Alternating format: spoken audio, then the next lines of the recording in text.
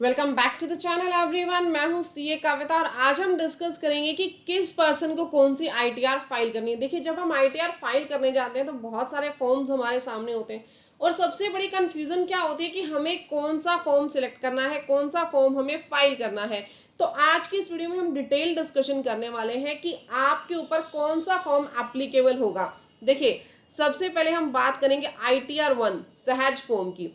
ITR-1 किसके लिए होता है? ITR-1 होता है रेजिडेंट इंडिविजुअल्स के लिए। अगर आप रेजिडेंट है इंडिया में तभी आपके ऊपर ये फॉर्म एप्लीकेबल होगा, फर्स्ट ऑफ ऑल। नेक्स्ट, अगर आपकी इनकम अप टू 50 लैक्स है, अगर आपकी इनकम 50 लाख से ज्यादा है तो ITR-1 फॉर्म आपके लिए एप्लीकेबल नहीं है। अगर आप लोग ये सोच रहे हो कि फॉर्म्स का जानना हमारे लिए जरूरी नहीं है, तो मैं पहले ही बता दूं कि अगर आप करेक्ट फॉर्म फाइल नहीं करेंगे तो कल को डिफेक्टिव रिटर्न का नोटिस आ जाएगा या फिर आपके ITR आप फाइल ही नहीं कर पाओगे। एंड स्टेप पे जाके आप लोग रुक जाएंगे। तो ITR फॉर्म कौन सा फाइल करना है, इसकी एग्जैक्ट जानकारी होनी बहुत जरूरी है। देखिए, अगर 50 लाख तक की इनकम है तो ITR-1 फॉर्म आप लोग फाइल करेंगे। और इसके अलावा ITR में कौन कौन सी आप इनकम जो है वो दिखा सकते हैं ITR-1 में? सबसे पहले तो सैलरी और पेंशन की इनकम दिखा सकते हो, लेकिन कोई भी इनकम हो टोटल 50 लाख से ऊपर की नहीं होनी चाहिए। ठीक है, जो एग्रीगेट आपकी इनकम आएगी वो 50 लाख से कम रहेगी, इससे ज्यादा नहीं होनी चाहिए। सैलरी की इनकम के अलावा आप हाउस प्रॉपर्टी की इनकम दिखा सकते हैं, लेकिन ज्यादा से ज्यादा एक हाउस प्रॉपर्टी की। अगर एक से ज्यादा हाउस प्रॉपर्टी है तो उसे आप यहाँ पे नहीं दिखा पाएंगे ITR-1 के अंदर, लेकिन एक हाउस प्रॉपर्टी है तो वो आप यहाँ पे शो कर सकते हैं। बट यहाँ पे भी एक ट्विस्ट दिया हुआ है। ट्विस्ट क्या कह रहे हैं? हाउस प्रॉपर्टी की इनकम तो आप यहाँ शो कर लो, हमें कोई इशू नहीं है, बट अगर हाउस प्रॉपर्टी में लॉस आ गया, अगर हाउस प्रॉपर्टी में आ गया लॉस, तो लॉस आप यहाँ पे ITR-1 में नहीं दिखा पाएंगे। अगर लॉस है तो आप ITR-1 फाइल मत करिएगा। नेक्स्ट, अदर सोर्सेज की अगर इनकम है तो वो आप यहाँ पे शो कर सकते हैं, बट एक्सक्लूडिंग, यहाँ पे आपको एक्सक्लूड कर देना है क्या? लॉटरी और रेस हॉर्स की इनकम। ध्यान से सुनिए, सैलरी पेंशन शो कर सकते हो, एक हाउस प्रॉपर्टी की इनकम शो कर सकते हो, लेकिन उसका लॉस यहाँ पे सेट ऑफ नहीं कर सकते। लॉस सेट ऑफ मतलब देखो, जो पिछले साल होते हैं ना, जैसे आपके पास 24-25 में हाउस प्रॉपर्टी की इनकम हुई 1,80,000, बट उससे पिछले साल यानी फाइनेंशियल ईयर 23-24 में लॉस था, हाउस प्रॉपर्टी का क्या था? लॉस था। तो ये लॉस आ गया, हम कैरी फॉरवर्ड नहीं कर पाएंगे। अगले साल में ये लॉस आप सेट ऑफ नहीं कर सकते अगर आप ITR-1 फाइल करेंगे तो। Right everyone? तो अगर आपको लॉस को कैरी फॉरवर्ड करवाना है तो ITR-1 फाइल नहीं होगी। इसी तरीके से अदर सोर्सेज की इनकम दिखा सकते हो, लेकिन उसके अंदर लॉटरी और रेस हॉर्स की इनकम नहीं दिखा सकते। एग्रीकल्चरल इनकम अगर लेस देन इक्वल टू 5,000 है, एग्रीकल्चरल इनकम अगर लेस देन इक्वल टू 5,000 है तो कोई भी इशू नहीं है, इतनी आप इनकम दिखा सकते हो। और एक मजेदार ट्विस्ट जो कि इस साल आया है, इस साल की ITR में आप लोगों को दिखेगा।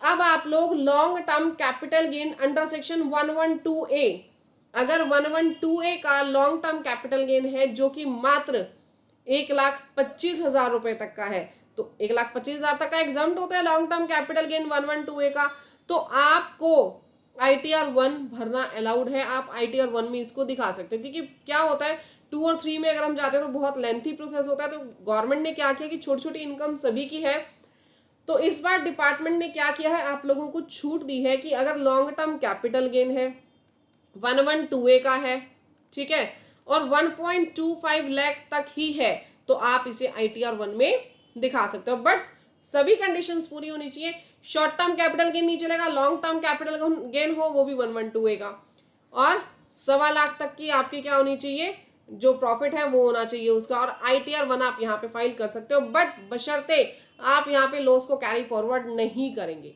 अगर आपके पास लोन्स है कोई पिछले सालों का तो वो यहाँ पे कैरी फॉरवर्ड नहीं होगा। अब आपके मन में एक क्वेश्चन जा सकता है, मैम 112A का लॉन्ग टर्म कैपिटल गेन कौन सा होता है? देखिए, जो लिस्टेड इक्विटी शेयर्स है, listed equity oriented mutual funds हैं, या यूनिट्स ऑफ बिजनेस ट्रस्ट हैं, अगर इनके ऊपर लॉन्ग टर्म कैपिटल गेन हुआ है तो वो 112A का लॉन्ग टर्म कैपिटल गेन कहलाएगा।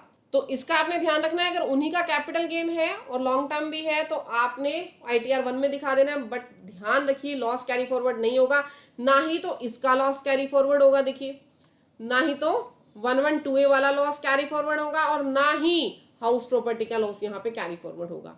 क्लियर हो गया आप सभी को? अब यहाँ पे इन शॉर्ट अगर हम देखें तो कौन कौन से लोग ऐसे हैं जो ITR 1 फाइल नहीं कर सकते। ITR 1 कौन से लोग फाइल नहीं कर सकते? जिनकी 50 लाख से ज्यादा इनकम है, जिनका कैपिटल गेन है 112A के अलावा कोई और, या फिर जो ऐसा 112A वाला जो 1.25 लाख से ऊपर है। बिजनेस वाले इसको फाइल नहीं कर सकते, एक से ज्यादा हाउस प्रॉपर्टी वाले इसको फाइल नहीं कर सकते, जिसकी फॉरेन एसेट्स है या फिर इनकम हो रही है अब्रॉड से वो इसको फाइल नहीं कर सकते। इन्वेस्टमेंट इन अनलिस्टेड शेयर, अगर अनलिस्टेड शेयर में इन्वेस्टमेंट है तो नहीं कर सकते। डायरेक्टर हो कंपनी में तब भी नहीं कर सकते। डेफर्ड ईसॉप टैक्स है और सेक्शन 194 की डिडक्शंस है आपकी तो नहीं फाइल कर सकते। कैरी फॉरवर्ड ऑफ लॉसेज में ITR 1 फाइल नहीं होगी, इस बात का ध्यान रखिएगा। नेक्स्ट हम आ जाते हैं ITR 2 पे। ITR 2 किस किस को फाइल करनी है? देखिए ITR 2 सबसे पहली बात तो ये नोट कर लो, सिर्फ इंडिविजुअल और HUF ही फाइल कर सकते हैं। ठीक है, इंडिविजुअल ही और HUF ही फाइल कर सकते हैं। कौन से इंडिविजुअल और HUF? जिनकी बिजनेस और प्रोफेशन की इनकम नहीं है।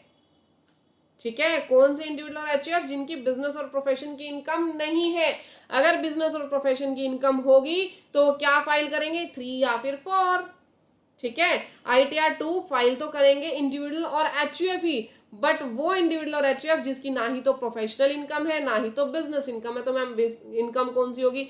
इनकम होगी ना सैलरी और पेंशन की। मैम सैलरी और पेंशन तो आ गई थी ना ITR 1 में। ITR 1 में कौन सी आई थी? 50 लाख से कम इनकम वाले। 50 लाख के ऊपर इनकम वाले भी बहुत होंगे, तो ऊपर इनकम वालों को कौन से भरने हैं? ITR 2। House property, house property तो हमने ITR 1 में मिली थी, लेकिन ITR 1 में कंडीशन थी, ITR 1 में कंडीशन थी कि एक हाउस प्रॉपर्टी ही होनी चाहिए। एक से ज्यादा हुई तो आ जाओ ITR के फॉर्म में।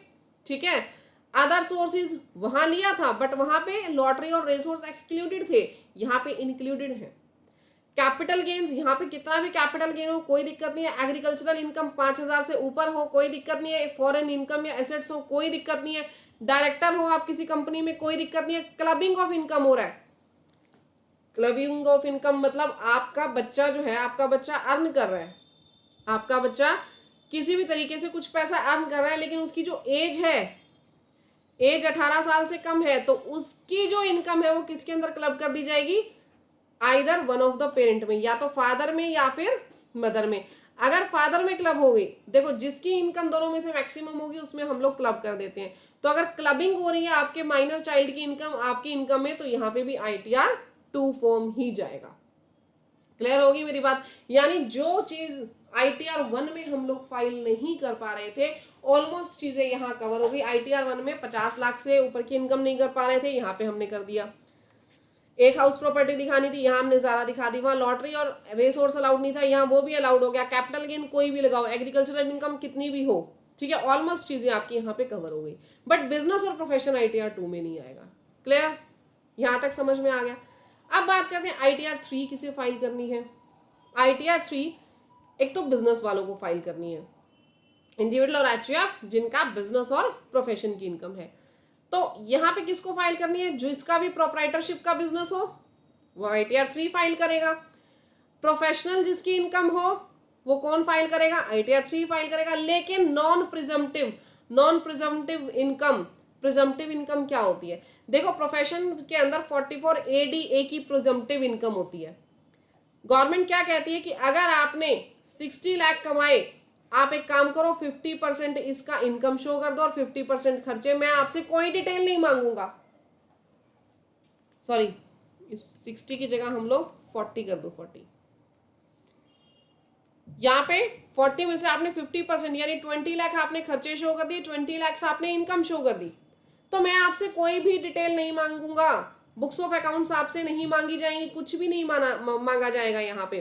क्लियर हो गई मेरी बात? तो यहाँ पे इसको हम बोलते हैं प्रिजम्पटिव, इसको हम बोलते हैं प्रिजम्पटिव सेक्शन। तो अगर प्रिजम्पटिव इनकम है तो वो यहाँ पे नहीं लेनी। नॉर्मल आप प्रोफेशनल की इनकम दिखा रहे हो वो आपने यहाँ पे लेनी है। पार्टनर हो आप किसी फर्म में, ITR 3 भरोगे। Salary, pension, house property, other sources, ये सब कुछ भी इसमें अलाउड है। कैपिटल गेन्स, फॉरेन इनकम भी इसमें अलाउड है।